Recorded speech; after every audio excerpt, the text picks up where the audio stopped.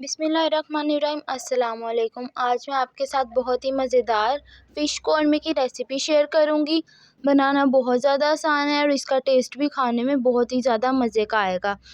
तो सबसे पहले हमें यहाँ पे दही की ज़रूरत है, प्याज की, टमाटर की, ग्रीन चिलीज़ की और जितने भी आपके पास घर में नॉर्मल स्पाइसेस होते हैं ना, वो चाहिए।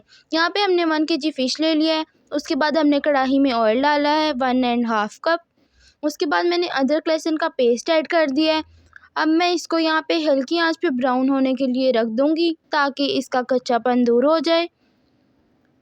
अब यहाँ पे मेरा जो पेस्ट था ना, वो ब्राउन हो गया। इसके बाद मैंने जो ये पेस्ट बनाया था प्याज का और टमाटर का, ये मैंने इसमें ऐड कर दिया और अब मैं इसको अच्छी तरह से पकाऊंगी।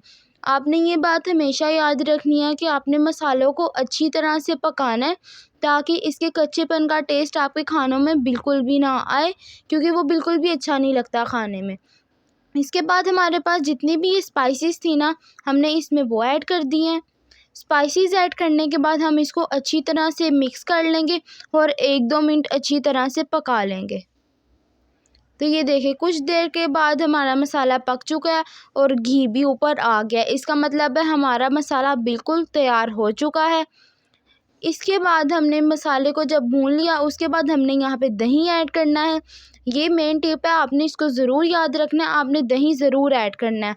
दही ऐड करने के बाद आपने फिर इसको अगेन थोड़ी देर के लिए पकाना है और आपने मुझे ज़रूर बताना है आपको मेरी वीडियोस किस तरह की लग रही हैं। आपने मेरे चैनल को भी सब्सक्राइब करना है और अगर आप कोई न्यू रेसिपी सीखना चाहते हैं तो आप मुझे कमेंट बॉक्स में ज़रूर बताइएगा, मैं आपके साथ वो भी शेयर करूँगी।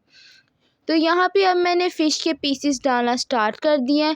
फ़िश को पकने में बिल्कुल भी टाइम नहीं लगता है, फ़िश बहुत जल्दी पक जाती है। इसलिए मैंने पहले मसाले को अच्छी तरह से भून लिया है, उसके बाद मैंने फ़िश ऐड की है, क्योंकि 5 to 10 मिनट्स में आपकी बहुत अच्छी फ़िश तैयार हो जाती है।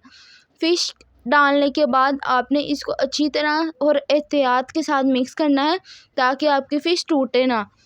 बहुत से लोग फ़िश तो बना लेते हैं, मगर वो जो पैन पे मिक्सिंग करते हैं ना, उसको मिक्स करते हैं या गार्निशिंग के लिए प्लेट में डालते हैं, तो वो उनकी फ़िश ना टूट जाती है। तो आपने इन चीज़ों को ज़रूर ध्यान में रखना है। आपने बहुत एहतियात के साथ, हल्के हाथों के साथ अपनी फ़िश को मिक्स करना है। अब यहाँ पे मैंने पानी ऐड किया है, उसके बाद इसको पकने के लिए रख देना है। अगर आप ग्रेवी चाहते हैं तो आप ग्रेवी भी रख सकते हैं, अगर आप पतला शोरबा चाहते हैं तो आप वो भी यूज़ कर सकते हैं। फ़िश आप चावल के साथ भी खा सकते हैं, रोटी के साथ भी खा सकते हैं। ये एक बंगाली डिश है, बहुत मज़े की। यहाँ पे मैंने चॉप कोरिएंडर ऐड कर दिया है। वो डालने के बाद मैंने बिल्कुल हल्का सा गरम मसाला ऐड किया। बिल्कुल एंड पे आपने इसको ऐड करना है। ये ऐड करने के बाद मैंने यहाँ पे कुछ ग्रीन चिलीज़ मेरे पास पड़ी थी, मैंने वो ऐड कर दी हैं। वो ऐड करने के बाद देखिएगा, अब मैं इसको बहुत आराम से मिक्स कर रही हूँ। मैंने बहुत जल्दबाज़ी में इसको मिक्स नहीं करना, वरना ये सारी फ़िश आपकी टूट जाएगी। इसका टेस्ट भी इतना अच्छा नहीं आएगा, सारी वो मिक्स हो जाएगी। अब मैं यहाँ पे इसकी गार्निशिंग स्टार्ट करती हूँ। यहाँ पे मैंने एक बाउल ले लिया था, उसमें मैंने फ़िश डाल ली।